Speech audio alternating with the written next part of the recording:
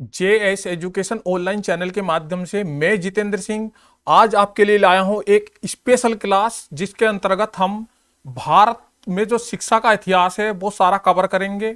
वैदिक कालीन शिक्षा से लेके आज तक यानी NEP 2020 तक की हम जो है जितनी भी योजनाएं आई, जितने भी आयोग आए, जितने भी आपकी शिक्षा प्रणाली आई, उन सब पर हमारी चर्चा होने वाली है।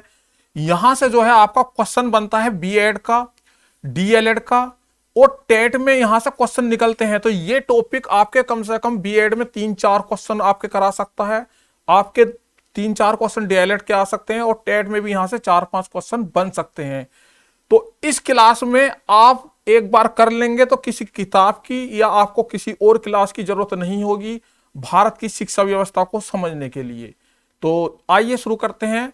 तो इसमें हम करेंगे क्या क्या ये देखते हैं। सबसे पहले देखते हैं हम वैदिक कालीन शिक्षा, बौद्ध कालीन शिक्षा और मुस्लिम कालीन शिक्षा, इन पर हम चर्चा करेंगे। इसके बाद जो अंग्रेजों के जमाने में शिक्षा आई, चार्ल्स ग्रांट के शैक्षिक प्रयास, सन 1813 का आज्ञा पत्र, प्राच्य पाच्य विवाद, मैकाले का विवरण पत्र 1835, वुड का घोषणा पत्र 1854, भारतीय शिक्षा आयोग 1882, भारतीय विश्वविद्यालय आयोग यानी रेले कमीशन 1902, गोखले विधेयक 1911, कलकत्ता विश्वविद्यालय आयोग 1917, हार्टोंग समिति 1927 से 1929, एबट वुड रिपोर्ट 1937।